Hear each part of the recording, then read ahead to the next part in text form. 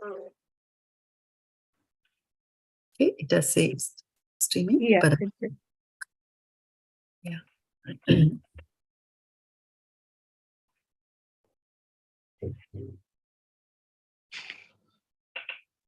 Okay, so let's get started. Thank you so much, dear devotees, for joining this call on Friday. Bhagavad-gita readings from Bhagavad-gita. And we'll begin after this short prayer to the spiritual master. Om Ajnana-timirandhasya Jnananjana Shalakaya Chakshurunmilitam Yena Tasmai Shri Gurave Namaha.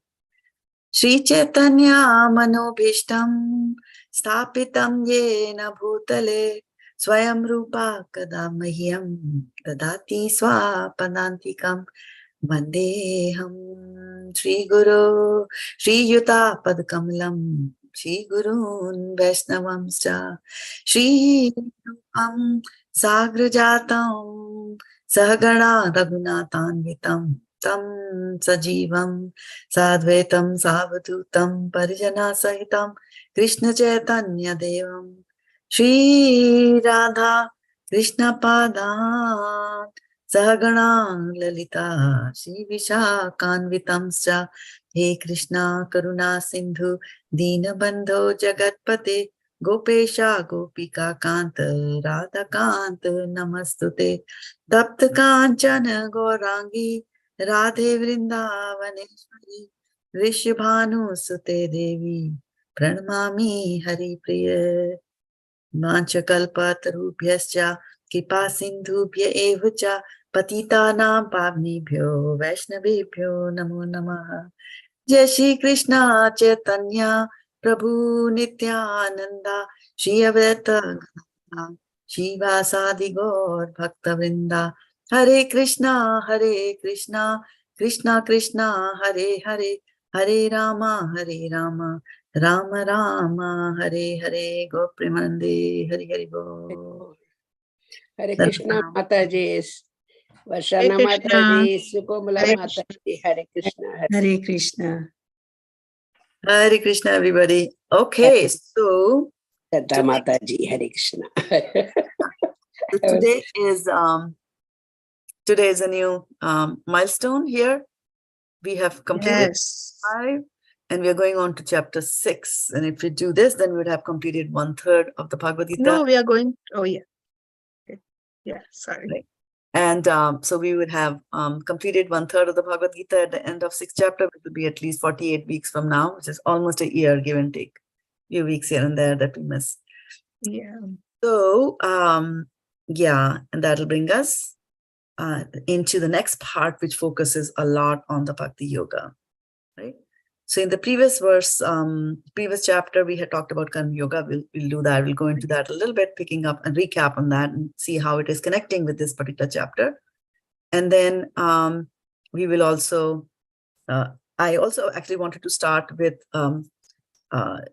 taking your help in reciting the 34, get the 34 that Vaisheshika Prabhu says, that from the first canto, second chapter of Srimad Bhagavatam, the 34 verses. So we'll bring up I'll bring up the translations for that. And I want, should I bring up the translations or should I bring up the Sanskrit? What do you want to read? I'm going to be asking you to read, take turns and read it. I'm okay with anything. Okay. Yeah. Me too. All right. So then let's do the Sanskrit because it's a little bit more musical. So we'll do that. And yeah, one of my friend's spouse is not well. So we wanted to offer these prayers as prayers for the well-being. Okay. So let me first bring up the verse, and I should have done that before, but I did not. So let me go back again here. Okay. So we are doing Srimad Bhagavatam 1.2 from the Veda base, and I'm going to bring up the Sounds good. Okay. Just give me a second here. We need to go to the advanced view to be able to read this together. Advanced view. So when we start reading anything from Srimad Bhagavatam, what is the verse that we recite first? What is the first thing? Narayana Namastute. Okay. Now, what is the first thing that we recite? Say when we start a chapter. Om Namo Bhagavate Vasudevaya. Correct. Right? And then you will do Narayana Namaskritya. Okay. All right. So let's see in the, I don't know. Okay. So this looks good almost. And so let's do the prayer first. Okay. Om Namo Bhagavate Vasudevaya. Om Namo Bhagavate Vasudevaya. Om Namo Bhagavate Vasudevaya. Narayanam Namaskritya Naram Chaiva Narottamam Devim Saraswatim Vyasam Tato Jayam Mudiraye. Okay, so now let's look at this chapter and we will go in the order of appearance, each one reciting 4 verses each. Okay, so that will take us to 32 and then we'll take it from there. Okay, so all of you will do 4 each. I will not say anything. And the last 2 verses I will recite. Okay, so starting with, so Komal Radhe came first and then Varshana Mataji joined us and then Meera Mataji joined us and then Vindhyavali Mataji joined us. Okay, so remember your positions. Okay, so Komal Radhe first, Varshana Mataji, Vindhyavali Mataji, and Meera Mataji and Vindhyavali Mataji. Okay, Mataji, can you just start off the first verse so that we get the thing of the tune kind of? Some of the verses might be on a different tune, but Yeah. generally it's the same. Iti samprashna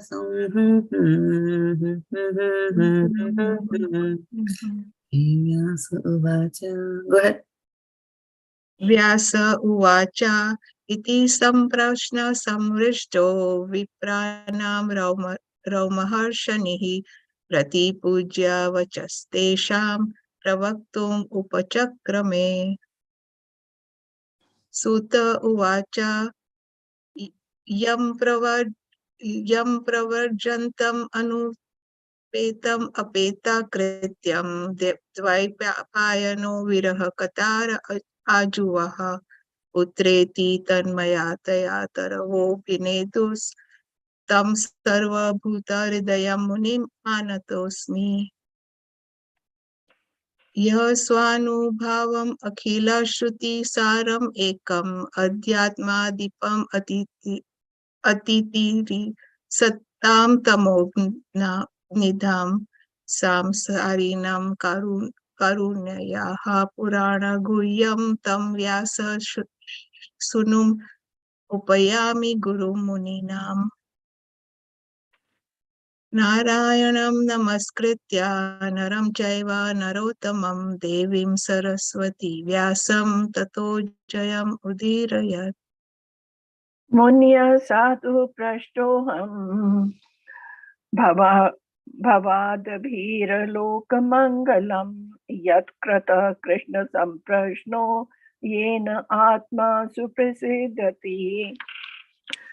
Savai punsam paro dharmo yato bhaktir adokshaje ahetu kya pratihata yayatma suprasiddhati.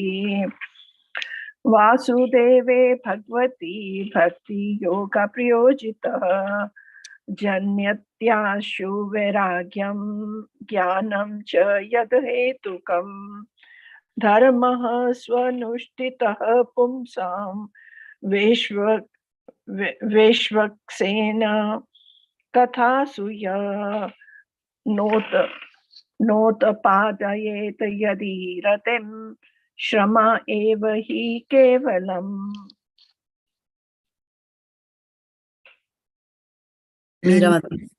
Dharmasya hiya aparvargyasya nartho rthe rithyopakapate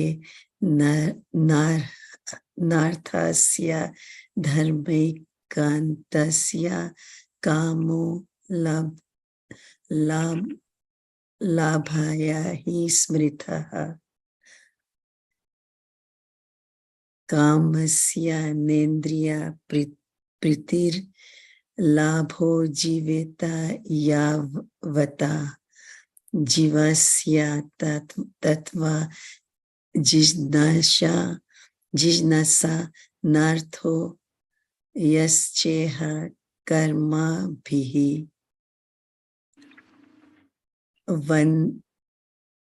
वन्दन्ति तत्त्वविदास् तत्त्वं याज ज्ञानम् अद्वयं ब्रह्मेति परमात्मेति भगवान् इति शब्दयते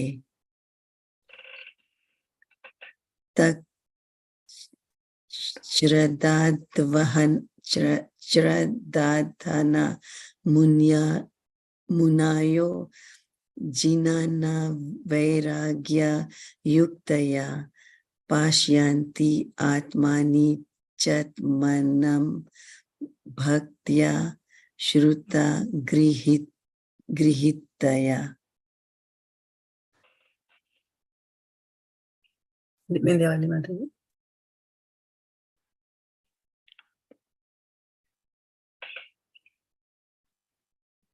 You are muted. Can you give this tune? I forgot the tune. Atha pumbhirduja shrestha varnashrama vibhagashaha. Atha pumbhir dvija shrestha varnashrama vibhagasha swanustitasya dharmasya samsiddhir haritoshanam. tasmād ekena manasa bhagavan satvatam pati srotavya kirtivyascha devya ujyascha nityada yad anudyashena yukta karma granti nibandhanam chindanti kovidastasya ko na kuryat kataratim. Sushrusha Shraddha-danasya vasudeva katharuchi shan mahat sevya vipra punyatirtha nisevanat shrinvantam swa. I'm sorry. Okay, Mataji. Shrinvatam swakatha Krishna punya shravana kirtana hridayanta stohi abhadrani vidunoti surtasatam suhit satam nashta prayeshva abhadreshu nityam bhagavata sevaya Bhagavati uttame shloke bhaktir bhavati naistiki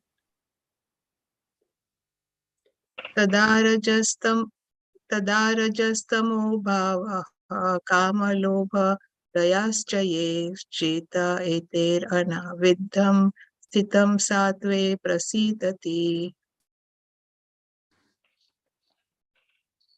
Evam prasanna. Oh, sorry. Evam prasanna manaso bhagavat bhakti yogataha bhagavat tattva vijnanam mukta sangasya jayate. Bhedyate hridi granthis छिद्यन्ते सर्व संशयः श्रीयन्ते चासये कर्माणि दृष्ट एवात्मनीश्वरे अतो वै कव्यो नित्यं भक्तिं परमया मुदा वासुदेवे भगवती कुर्वन्त्या आत्मप्रसादिनीम्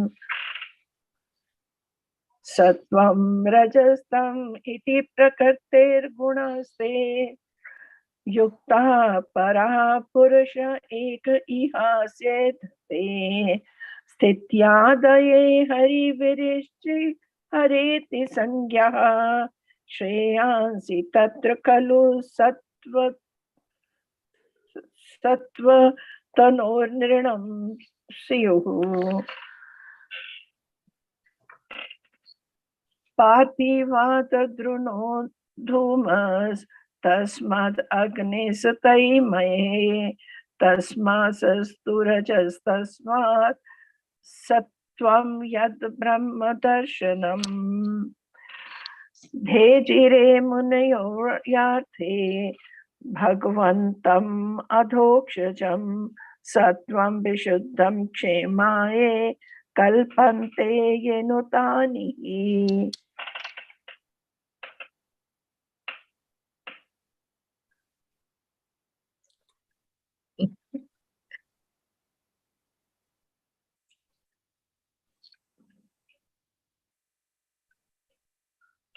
भेजिरे मुनायोथाग्रे भगवन्तम् अधोक्षजं सात्वं विशुद्धं क्षेमाया कल्पन्ते ये नूतान् इह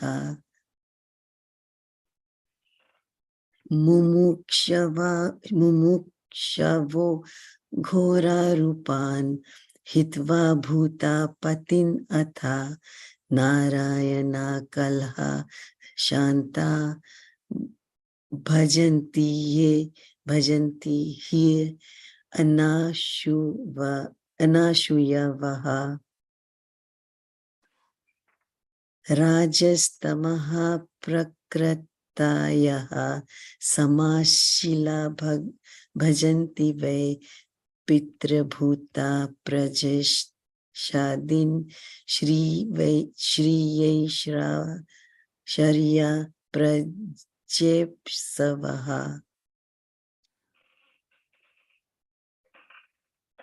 Still my chance.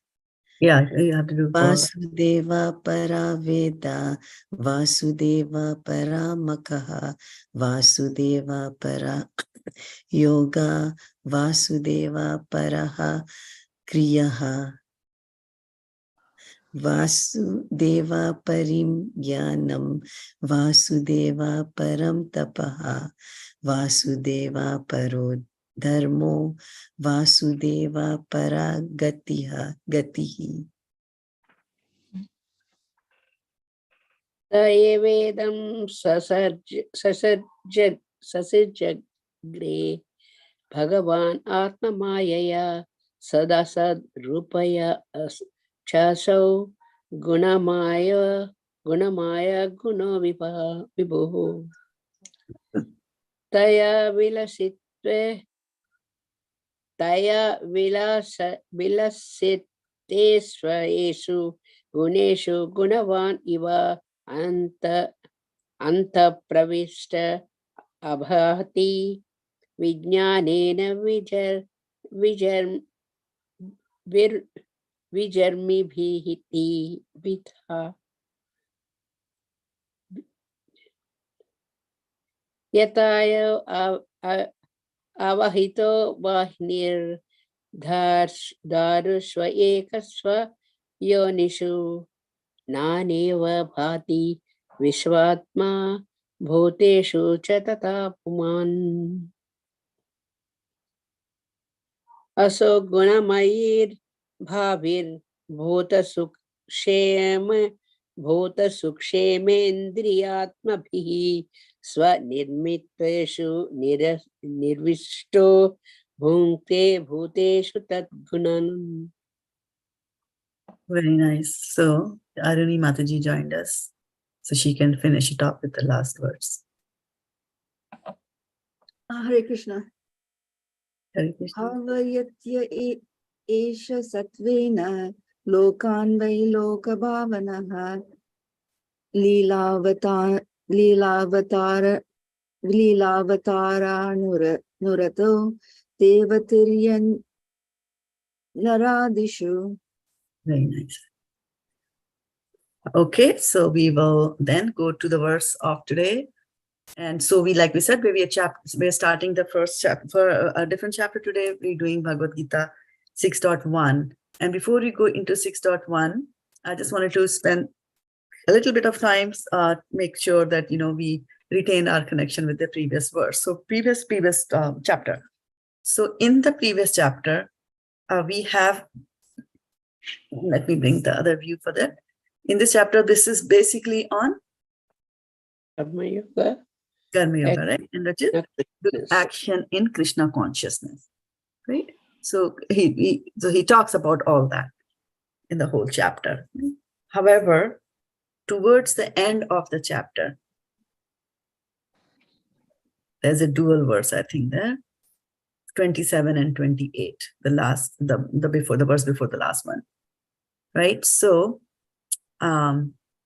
this is a very famous verse, number 26. Grama kodha vimuktanam yatinam yatachetasam abhito brahma nirvanam vartate vidit atmanam. So here is saying those who are free from anger and all material desires, who are, hold on, this is coming on top of it, who are self-realized, self-disciplined, and constantly endeavoring for perfection, are assured of liberation in the supreme in the near future, right? So they're talking about how do you are self-disciplined, how you're free from material anger and all that, right? So then in the next two verses here, although it's a chapter on karma yoga, okay, but Krishna is now actually starts to talk about Ashtanga yoga, right? You remember us covering the Ashtanga yoga? Yeah. Talking here about Ashtanga, actually, so let's see, shutting out all the external sense objects, keeping the eyes and vision concentrated between the two eyebrows, suspending the inward and outward breaths within the nostrils, and thus controlling the mind, senses, and intelligence. The transcendentalist aiming at liberation becomes free from desire, fear, and anger. Because in the previous verse, what did it say? Those who are free from anger, all material desires, who are self-realized, self-discipline, and constant endeavoring, right? So then the question, and even before that, it was like, those who are beyond the dualities that arise from doubts, whose minds are engaged within, who are always busy working for the welfare of being, so minds are engaged within, and even that one whose happiness is within, right? And before that, that was before giving up this present body, if you could tolerate the urges of material senses, check. Hathu's question will be like, how do I do it? How do I do it? How do I do it? Right? So remember, this is the battlefield. And in the battlefield, we have Arjuna who doesn't want to fight. And it is then this Bhagavad-gita has been spoken. It has been spoken precisely at that time because Kali Yuga is coming, right? So it's been spoken for us. So anyway, when he's asking it's just a very natural question that Arjuna is going to ask. You're telling me not to do this. I'm full of anger against the Pandavas. How do I control that, right? So it's a very natural question, and sometimes the teachers will anticipate the question coming from the student and they will answer without they even asking it, right? So here Krishna started telling him about the Ashtanga yogas, right? So what were some of the Ashtanga means Asht and Ang, right? 8 limbs. Eight So limbs. what were the limbs that we had of Ashtanga yoga? What were the limbs we talked about? Let's try to recap. 2 eyes, 2 nostrils, 2. No, I'm sorry. You have to count 3 before you answer. Yeah, go ahead. What were the 8 limbs?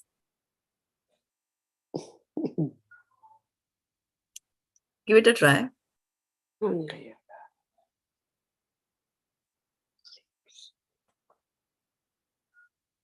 It had a very nice thing. It started with the do's and don'ts. I'm looking for the Sanskrit for do's and don'ts. Oh, the yama and niyama. Yama and the niyama, right?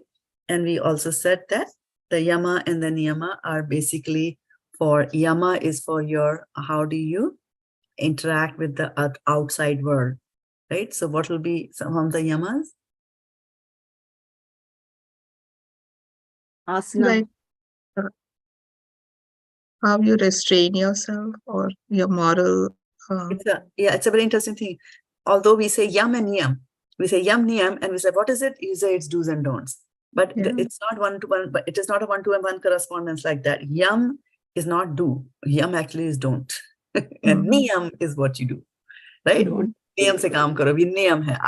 Sadhana मेरा नियम है. I do it all the day, right? So remember, it doesn't, when you translate that, doesn't translate it like that. So, for example, and it's a very interesting thing when we look at the yam niyam, the do's and the don'ts, right? So yeah, so yam is don't do. So tell me some of the don'ts. Some of the don'ts or the do's. The do's would be like pranayama, dhyana. No, my question is, what are the don'ts? Oh. What is the don'ts? What should you not do? Come on. In our day-to-day lives, if you were to teach your child, what will you tell the child not to do? Don't lie, don't Don't steal, and cheat. all that. Right? Yeah, so Don't that, yeah, the steal. moral vows, like you take, like Yes. moral. Yeah. So the don'ts are actually how you are interacting with the other world, right? Don't cheat. Somebody is involved, right? From outside. Don't lie. Somebody from outside is there. Don't be rude. Somebody from outside of your body is involved in that, right? So the yams deal with that. Don't steal. Don't kill. Okay. And then the niyams. Niyams are the do's. Now tell me, what are the do's that you would tell a child? Be nice to others, speak the truth, Right. and then Part of niyam, the niyams are concerned with you. The niyams are not concerned with the external world. The niyams are concerned with you. So now what would you teach a child? Niyam. yeah, Here's speak something the to truth, do. speak the truth, and then don't hurt others. See, And no. Do's are to do with your own body, just with your own self. What are some of the things that you would do? See, speak lies and speak the truth. They are opposite of each other, right? And we already took care of that in the first part, the yam, right? The don'ts. Cleaning. Clean yourself, correct? Okay. Have positive thoughts and Chanting. Right. Chant. Yeah. And then Aruni said a little while ago, pranayam and all that kind of stuff. Right. So these are for your own thing, right? We're not talking here about interaction with the others. Now, the interesting thing is that even when we are talking about my own thing, right? My own things, like, for example, one of you said, be clean, right? Have a clean body, clean mind, right? So it is like, have a clean body. So this is an instruction for myself. I can also have an instruction for myself, which is exactly the opposite, which could be, don't be dirty. See, but it is still for me. You notice the difference? Be clean and don't be dirty. It's like a do and a don't, but it's again for me. And the yam and the niyam, the yam is for the external world. You see the difference between them? The yam is how you deal with the other people. In your dealings, in your communication, like that, right? And niyam is completely for yourself. For example, one niyam is get up at 4 o'clock every day, right? That's a do. What will be the same instruction? How will you give the same instruction using the word don't? don't oversleep. Don't oversleep. You see that? Yuktahara viharasya, right? That words, do balance like that. Okay. So that is the yam and the niyam. Okay. And then after that, what came? Asan. Asana. What were we doing with asana? Keeping our postures. How we keep our posture. And then how do we, so what's the deal with being in a posture? Why do we have to go into a posture? chanting. Healthy mind, body is a healthy mind. Healthy body? Say that again. No, the healthy body, you need the healthy body as a vehicle to bring you to the goal of enlightenment.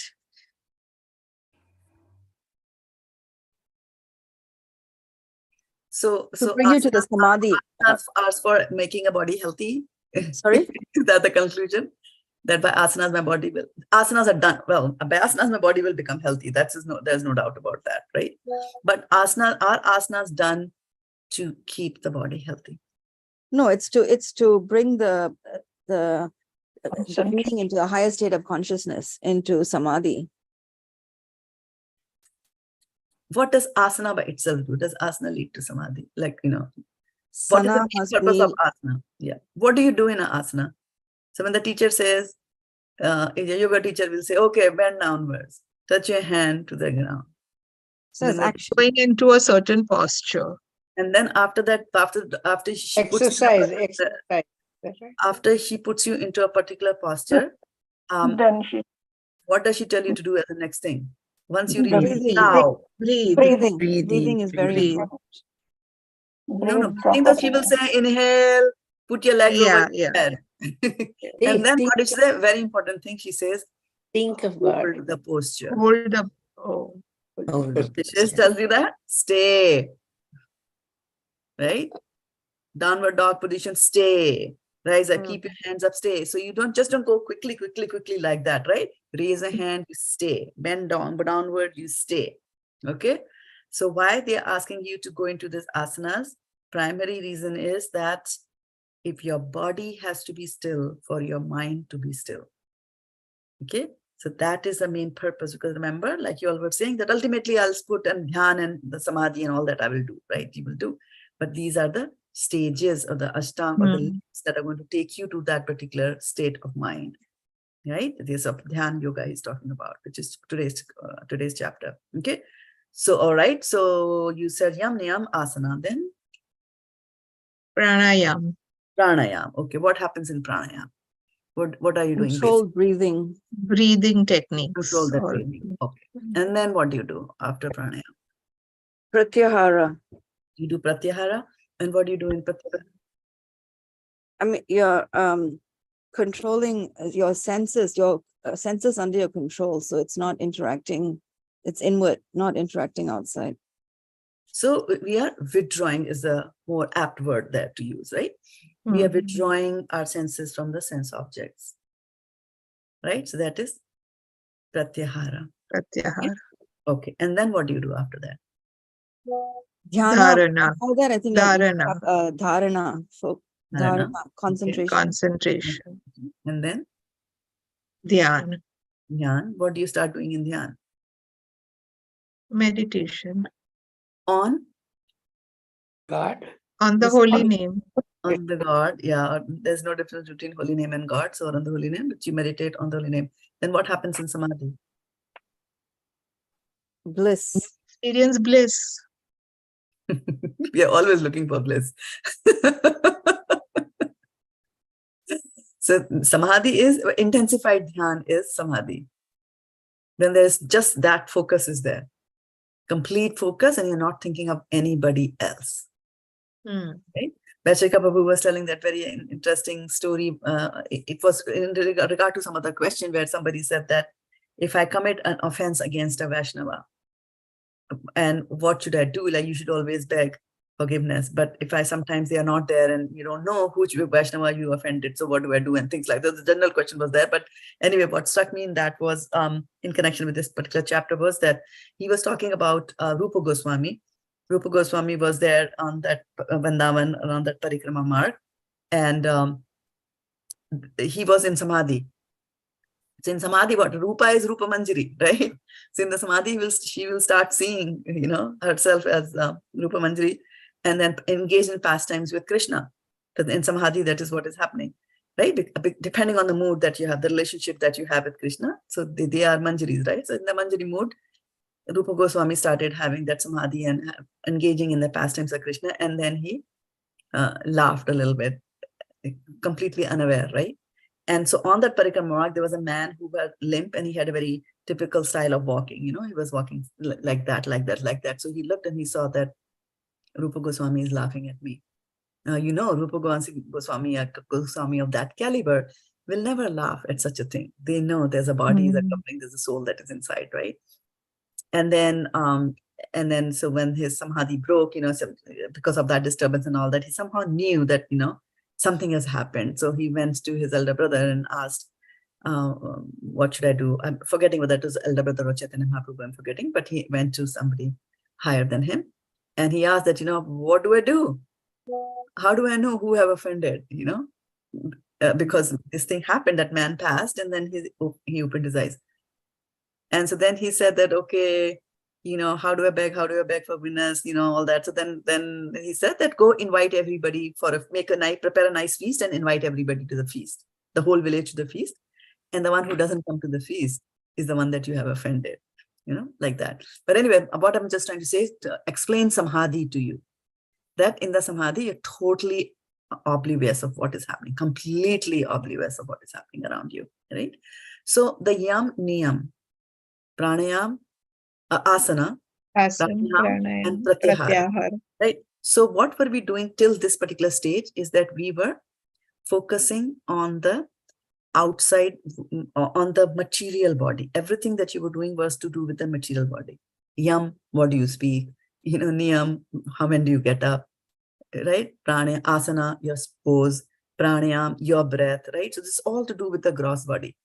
Pratyahara, your senses, you're closing your eyes, right? So that is all with the gross body.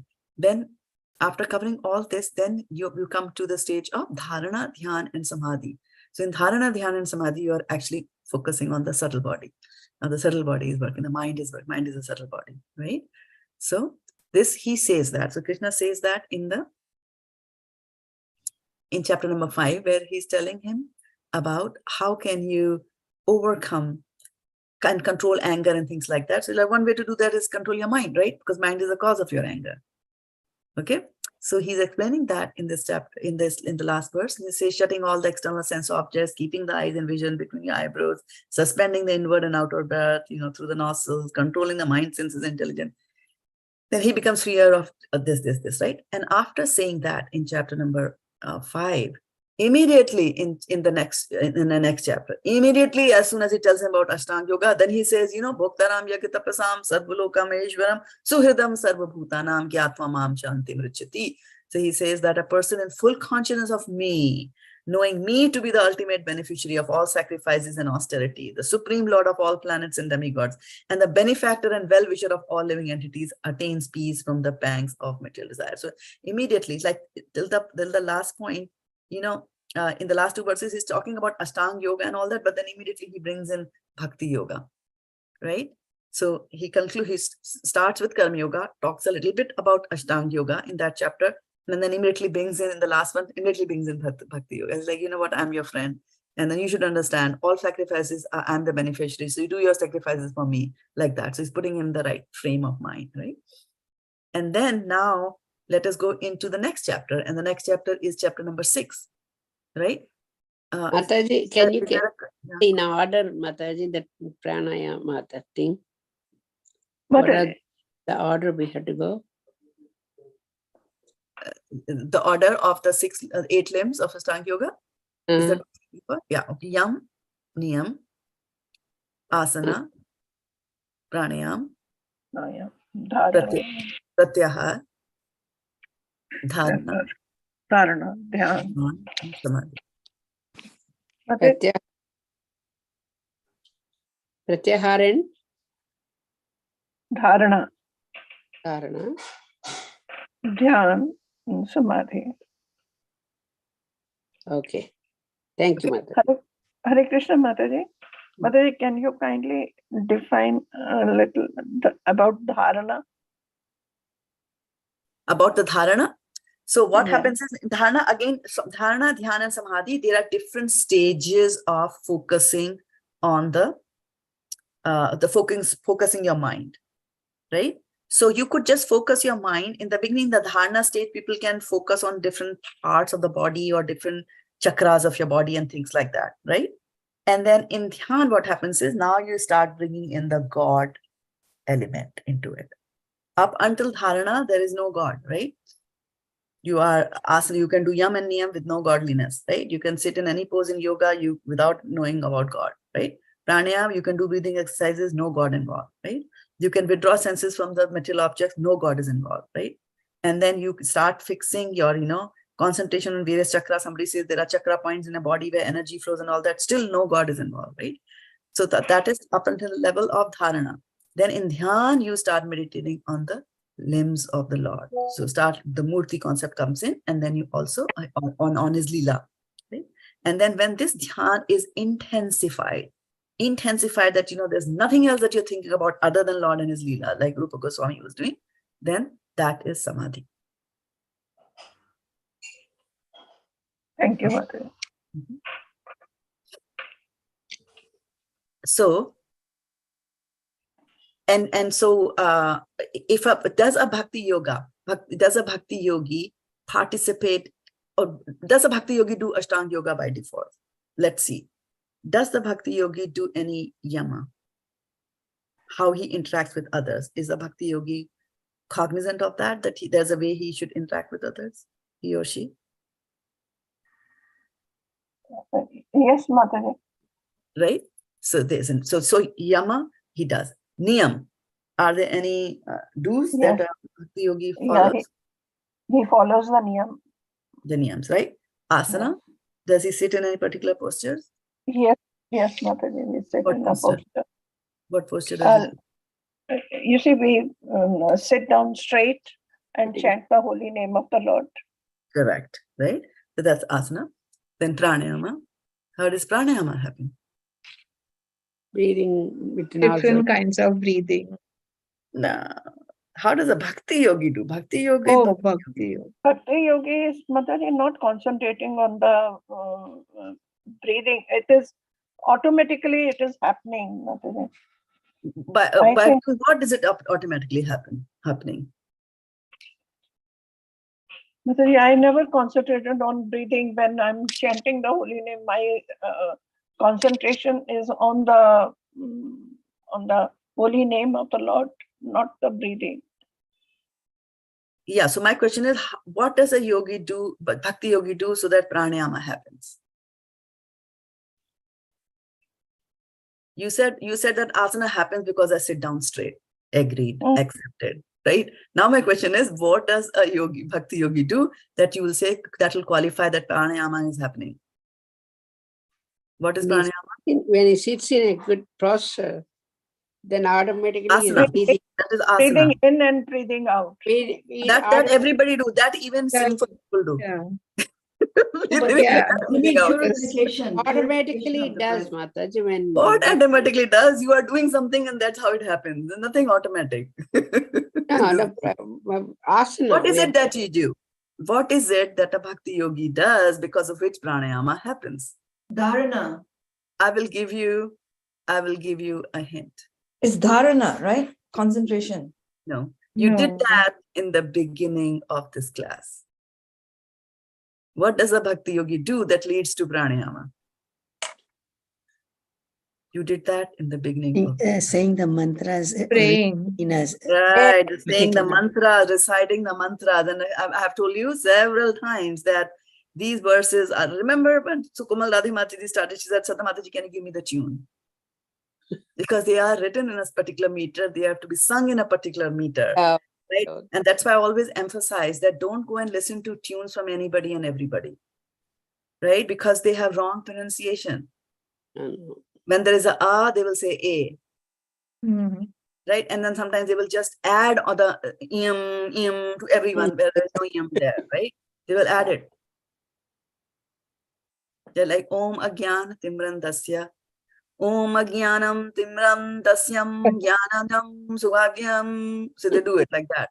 So then these verses are written in a particular meter so that if you follow and recite it properly, then pranayam will automatically happen. Okay. See, you were saying the right thing, but you're not giving me the reason why it is happening. It's happening because they are written like that. And Sanskrit slokas are very difficult to write because they have to be very cognizant. Their rules and relations. This can come. The other day, I heard Mataji, when we do Vishnu Sahasranamam, and just straight, concentrately, continuously we do, that's a very good for breathing exercise. Right. And then 1,000 names Vishnu Sahasranama. So 1,000 names of Vishnu are equivalent to time management. I'm just teaching you. One Mahamantra. One Mahamantra. One Mahamantra. Are you all guessing? I said one. Shana Mataji, you're trying to recollect because you heard it somewhere. 1,000 names of Vishnu are equal to? One Hare Krishna mantra. Om Namo Bhagavate Vasudevaya. Are you guessing? Yeah.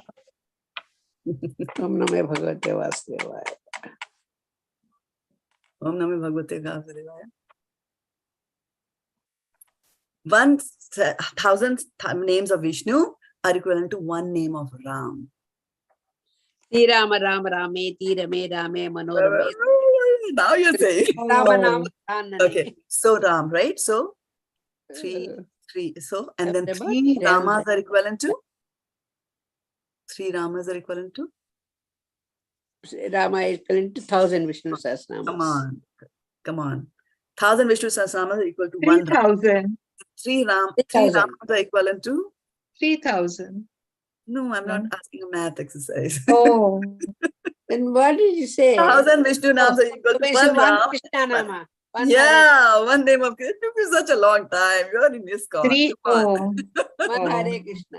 Yeah, so I was saying that nobody has the time to do the Vishnu Sahasranama. So now you can do the calculation that when you do a Hare Krishna, Krishna Krishna, Hare Hare, Hare Rama, Rama Rama, Hare Hare, how many times you have done the Vishnu Sahasranama. Yeah, that's true. Right? So time saving mechanism in Kali Yuga, like that. Okay? All right. And then dharana, dhyan, and samadhi, what I was just saying was that these are different stages of concentrating on the Lord, right? Do the three of them every day. What? Vishnu Sahasranama, Sri Rama Rama, No. Hare Let's Krishna Jap. No. Focus on the topic here. So I'm talking about 8 limbs of the Ashtanga Yoga, and we are talking about how Bhakti Yoga performs each one of them, right? So up till now, we have come to how he does the pranayama. Okay, and then I was saying that after the pranayama, there is okay, we missed the pratyahara also. Sorry, pratyahara. How does he do pratyahara? Does a Bhakti Yogi do pratyahara? Tell me first. Yes, Mataji. Yeah. Okay. Because he Withdrawing withdraws the his senses. senses.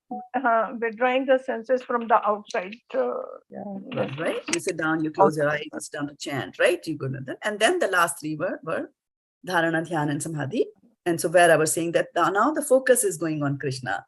So lower level, higher level, higher level. You know, the lowest level you can say, you know, and the beginning is you sit down in front of a Archa Vigraha and you start concentrating on praying, you know, doing deity worship, right?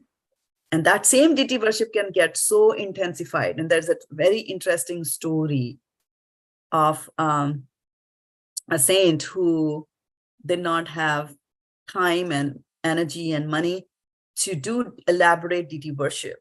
So what he used to do, he used to prepare everything in his mind. All the bhoga, puri, kachori, kheer, everything, he would do that, right? And offer to the deities. So one day he made that, mentally he was making all that and he said, okay, it looks like a little bit hot. Let me put my finger in it. And as soon as he put his finger in it, this finger got burnt. So that's the level of, you know, intense focus a person can do. So that's what I'm saying, that it can increase, but it goes through gradual processes till you come into samadhi where you don't see anything other than the Lord, right? Samadhi, examples of samadhi, demonstration of samadhi were given by Lord Chaitanya Mahaprabhu.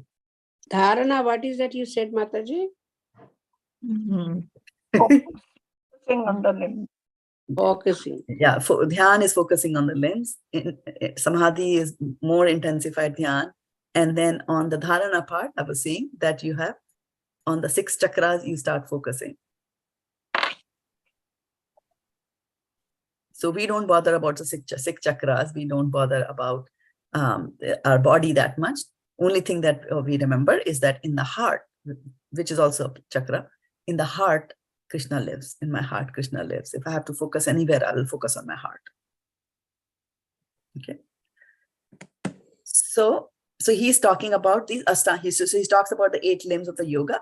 And then in the 5th chapter, and then after that, immediately he brings in himself, right? And says that, Bhoktaram Yagatapasam Sarvalokam Heshram, that I am your friend. And I also enjoy everything in this world and in this life. Okay. So now let's go and look at our verse for today, which is verse number 1. And I'm bringing this verse up here for you all. Just hold on for a second. I'll have to go and switch on the light. I can see here clearly.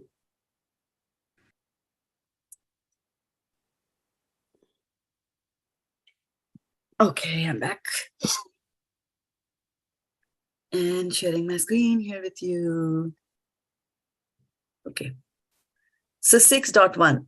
Shri Bhagavan Uvacha Anashritaha karma phalam karyam karma karoti yaha sasannyasi cha yogi cha na niragne na chakriyaha.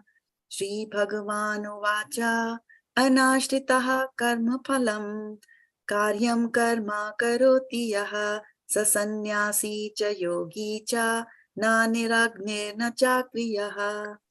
Shri Bhagavan Uvacha Anashritaha karma phalam karyam karma karoti yaha sasannyasi cha yogi cha na niragne na chakriyaha. What is the meaning of the word cha in Sanskrit? Also.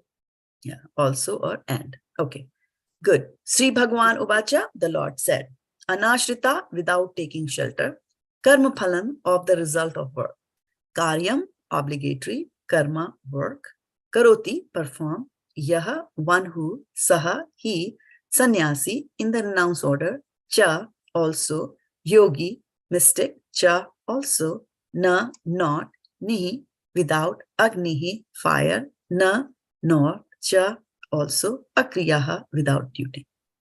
So let's see the translation by Srila Prabhupada. Srila Prabhupada ki jai. The Supreme Personality of Godhead said, one who is unattached to the fruits of his work and who works as he is obligated is in the renounced order of life. And he is the true mystic, not he who lights no fire and performs no duty. Purport by Srila Prabhupada. In this chapter, the Lord explains that the process of the eightfold yoga system is to control the nine and the senses. However, this is very difficult for people in general to perform, especially in the age of Kali. Although the eightfold yoga system is recommended in this chapter, this whole chapter is about eightfold yoga system, Dhyan Yoga. The Lord emphasizes that the process of Karma Yoga or acting in Krishna consciousness is better. Everyone acts in this world to maintain his family and their paraphernalia, but no one is working without some self-interest, some personal gratification, be it concentrated or extended. The criteria of perfection is to act in Krishna consciousness and not with a view to enjoying the fruits of work. To act in Krishna consciousness is the duty of every living entity because all are constitutionally parts and parcels of the Supreme. The parts of the body work for the satisfaction of the whole body. The limbs of the body do not act for self-satisfaction, but for the satisfaction of the complete whole. Similarly, the living entity who acts for the satisfaction of the Supreme Whole and not for personal satisfaction is the perfect sannyasi, the perfect yogi. The sannyasis sometimes artificially think that they have become liberated from all material duties and therefore they cease to perform Agnihotra Yagyas or the fire sacrifices. But actually they are self-interested because their goal is to become one with the impersonal Brahman. Such a desire is greater than any material desire, but it is not without self-interest. Similarly, the mystic yogi who practices the yoga system with half-open eyes, ceasing all material activities, desires some satisfaction for his personal self. Like Siddhis, he wants to get mystic powers. But a person acting in Krishna consciousness works for the satisfaction of the whole without self-interest. A Krishna conscious person has no desire for self-satisfaction. His criteria of success is the satisfaction of Krishna, and thus he is the perfect sannyasi or perfect yogi. Lord Chaitanya, the highest perfectional symbol of renunciation, prays in this way. Na janam, na dhanam, na janam, na sundarim, kavitam va jagadisha kamaye, mama janmani janmani ishvare, bhavatad bhakte ahaituki tvai. O Almighty Lord, I have no desire to accumulate wealth, nor to enjoy beautiful women, nor do I want any number of followers. What I want only is the causeless mercy of your devotional service in my life, birth after birth. So, Krishna is starting the chapter on Dhyan Yoga, right? And then here, he's immediately in the first sentence itself, he's laying the ground here to take you to Bhakti Yoga ultimately. The Supreme Personality of Godhead said, one who is unattached to the fruits of his work and he works as he's obligated in the realms of life, he is a true mystic, not he who lights no fire, or performs no duty. Okay. So if you go back and look at the word, there was anashrita karma phalam, right? Ashrita means take shelter. Anashrita means without taking shelter. And here they are taking shelter of what? Karma phalam, which is results of work. Okay? So what Sri Bhagavan is saying is that you should be anashrita karma phalam. That is, you should not take the shelter of the results of your work. Right? What does it mean to take the shelter of the results of your work? Don't take shelter of the results of your work. What does that mean?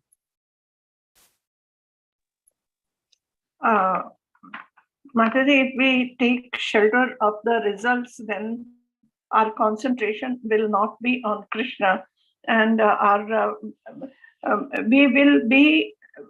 will be a bondage if we have concentration on the results of what we are doing. But we are doing for the happiness of Krishna, not for our own self. So you have explained what will happen. My question was, what is the meaning of taking shelter of the results of one's work? That means You are telling me what will happen if we take shelter of the results of our work. To a certain extent, that's what your answer is, right? But my question was very different.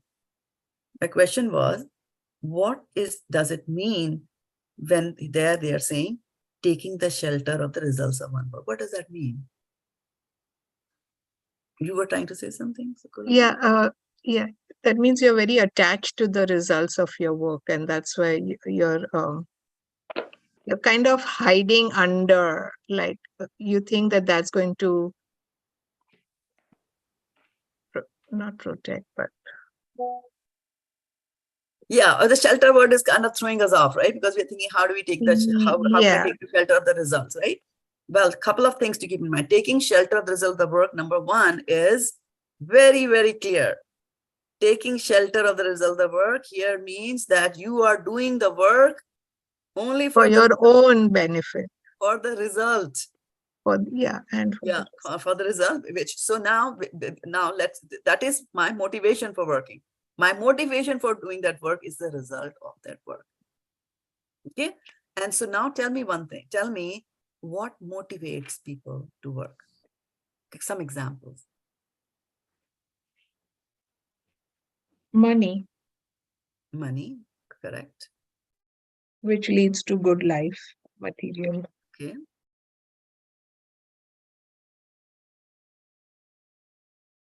You are on mute, Mataji. Vindavali Mataji. Material enjoyment, full material enjoyment. Right. Right. So what motivates people in general would be money, fame, right? I acquire some skills, I get some power, like that, right? Enjoyment. Comfort. Yes. And in the last part of the purport, what does Prabhupada say? He quotes from the Shikshashtakam. Na janam, na dhanam, na dhanam, na janam, na sundarim. These are the motivating factors. People take shelter of this. Oh, I'm going to get this. Let me work like a donkey. My beautiful wife will be happy, right? And as Varshana Mataji was saying in her long narration on the ill effects of taking shelter of the hard work, he said, knowing. And I was like, yeah, knowing very well that it is not going to give us happiness, right? And knowing very well that, what I'm trying to do, I'm getting all messed up in my life, all getting more entangled in the material life by running after the so-called result of the work. Like, sundarim. Sundarim means try to get a beautiful woman, right? And you try to get a beautiful girlfriend and the girlfriend leaves you, and then you start singing like, oh, she left me and she left with my car also. She left the mule behind for me to ride. Like that, she broke my heart. So we know all along that the shelter that we are taking is not the right shelter. We are seeing the results of those taking that kind of a shelter, yet we cannot, get away from that. And the reason is that we do not have the higher knowledge. Because if a person doesn't know that there is a soul inside the body, what will he think, right? Let me try to enjoy as much as possible before I become old and I cannot enjoy. Right? So anashrita karma phalam, in this anashrita karma phalam, Krishna is saying that, do not put your focus on the results of the work. Right? So, anashrita karma phalam, I'm just going to look at the verse there. Anashrita karma phalam, right? Karma phalam. And then he's not attached to the fruits of his work, and he works as he's obligated. What is the meaning of obligatory work? What is obligatory work? Are you all doing some obligatory work? Living in this world, we have to do in this Kali Yuga, because you're giving me an explanation as to why anybody has to do obligatory work. My question was, what is obligatory work? Focus, dhyana. Work that you do to support yourself in this world. That is obligatory. And can I do any work to support myself, or are there any obligatory things for me to do? Yeah, we need to do obligatory things for me.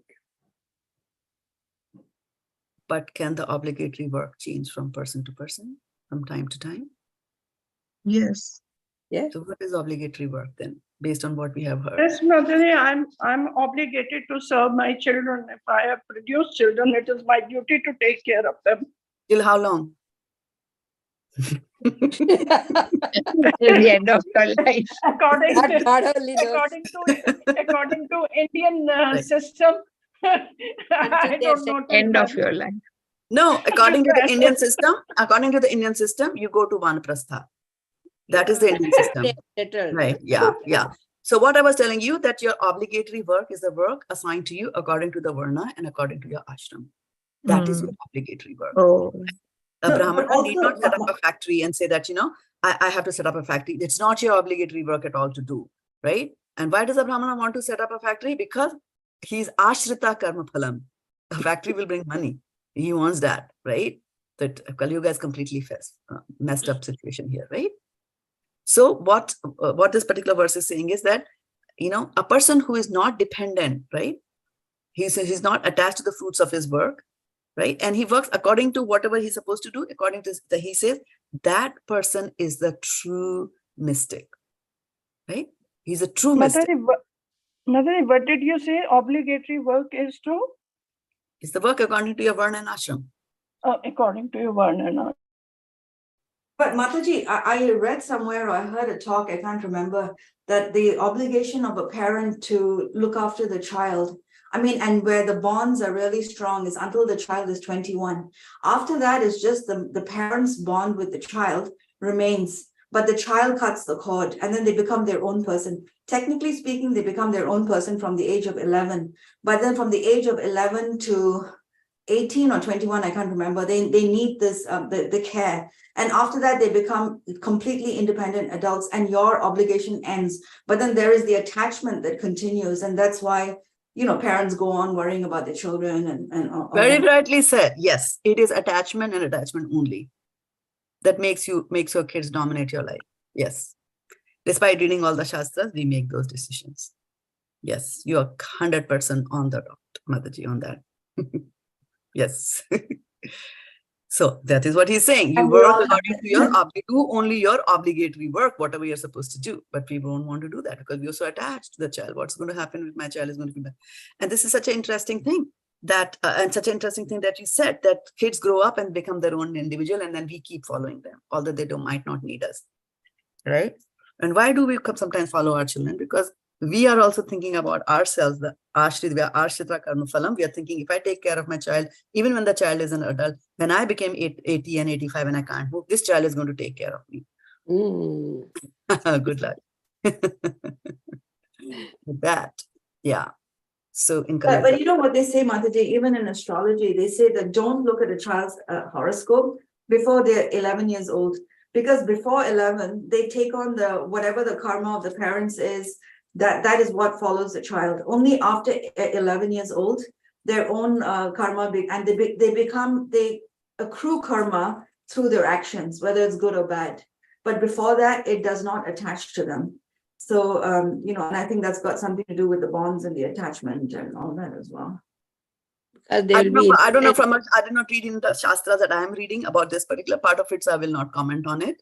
But our story is why Vidura became, why Yamraj had to take Vidura. As a child, he was doing something and he was punished for it, right? And he had to become a Shudra. So yeah, but anyway, that is besides the point that I'm trying to tell over here, and that is that you do the obligatory work, right? So one who does his obligatory work, and then even as he's doing obligatory work, he's not attached to the results. In this particular verse, they're saying that this particular person is a true sannyasi, right? And what Prabhupada is saying that sometimes a person might think that, I've become such a big sannyasi, I don't have to do any work. For example, people come to the temple, they'll say, I just chant. Don't ask me to move anything in the temple, move a chair. Prabhu, can you help me with this? Mataji, can you help me?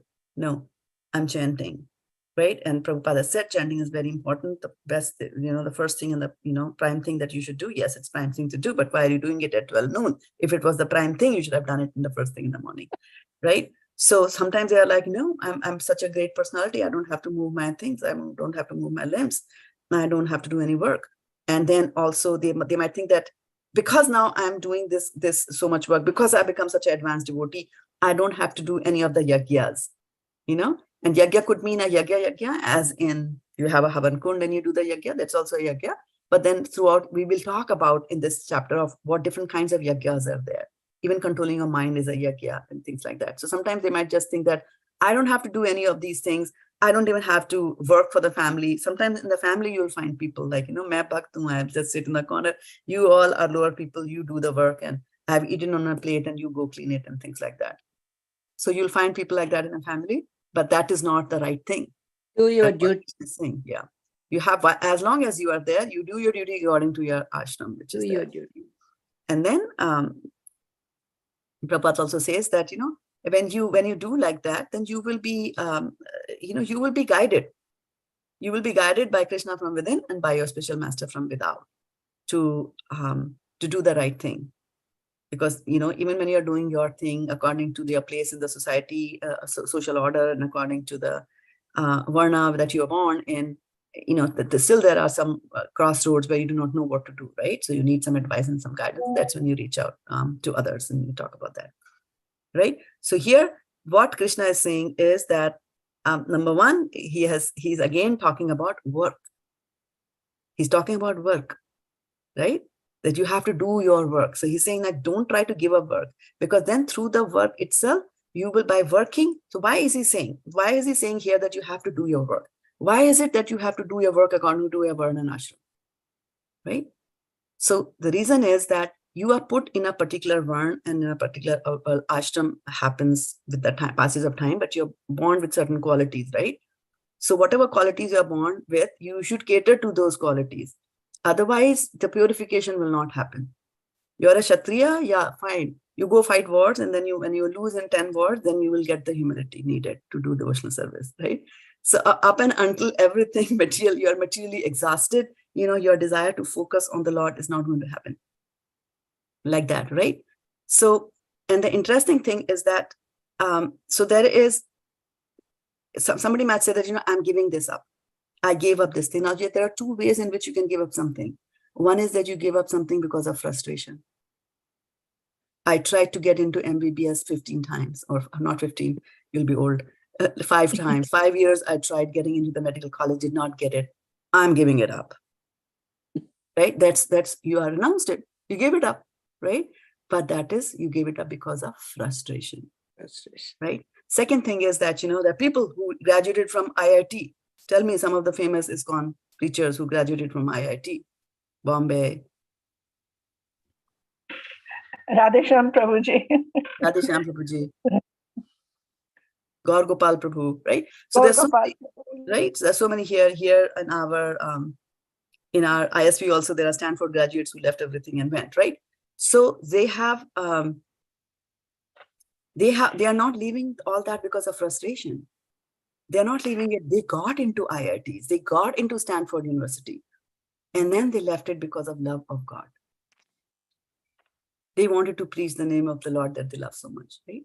So if you give up things because of frustration, then what happens is that material desire is still there. Mm. That material desire is still there. That desire, that karam phalam ashritam is still there. You're still, you're there like, oh, if I work hard, I'll get into this. Oh, I did not get into this. I should, So then you're controlling yourself, but I don't have intelligence and all that. The desire is like, you'll take another body. You will be born, and you will be born again and again and again till you get into a medical college, if you sustain that desire like that, right? So on the other hand, we have to understand the true sannyas is when you give up things happily and willingly for the pleasure of Krishna. Okay. So on that note, I will stop the call here. 3 more minutes. I have a meeting. Somebody's going to call me. So we will 3 more minutes. If anything that you want to share, reflect. Maybe I might be able to take one question in this time, but feel free. Anything that you... Mataji, it's correct that you said that obligatory work is according to Varna and Ashram, you see. But in day-to-day life for our grastas, obligatory work is towards the children, towards the husband, towards any guest who comes, you see. That's an obligation that I have to take care of that. So Mataji, how do I differentiate? How do I differentiate? In Kali Yuga, everything is messed up, right? Where is the ashram? There's no ashram. Right? There's one long grihastha ashram. That's all. There's no sannyas in those, right? So what you do in vanaprastha is that, you don't get too much involved in it.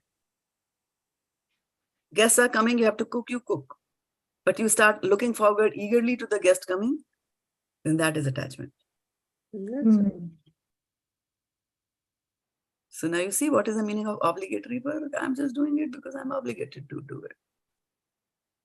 You perform your duty without attachment. Yes. Yeah. Keep on doing it without attachment. And why is there attachment? Because we are pleasure seekers, there's enjoyment. People are coming to my home. I'm surrounded by rich relatives or relatives, and they come and they go. Today this one has come, today that one has come, and we are completely immersed in that. Yes, Mataji, thank you. It's all about internals. Yeah, it's all about internal, what's going on inside. That's why we say never point fingers at anybody, because you do not know what's going inside. So when you assume something, not good. Only place where we say you should assume is that assume it can be done.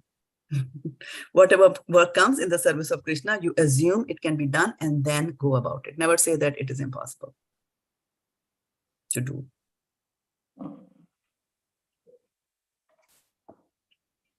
Okay, on that happy note of obligatory duties, I'll take a leave today. There won't be any class next Friday. You're obligated to go to the other meeting. Yeah, yes, thank you.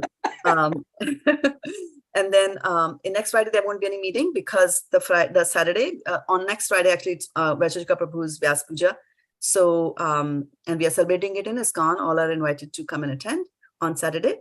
And we will broadcast on our channel starting from 7:30 in the morning until at least 2:30 in the afternoon. Next Friday? Yeah, the coming Friday. And so I will be very busy with, some of the seva that is involved with that. So I won't be able to hold this class. Again, on the Sunday after that, there is Disciple Sangha that starts early in the morning. So I won't be able to do the morning class. So I beg your forgiveness for not being there for you, but we'll continue after the happy Vyas Puja is over. But I can trust you that, the Vyas Puja and whatever people will speak will be much better than this class. Wait, is there class this Sunday, Mataji? Is there class this Sunday? No, there's initiation this Sunday. Oh, okay. Yeah. So some people are going to have new names. It's always a nice thing to look forward to. Okay. Thank you, Shraddha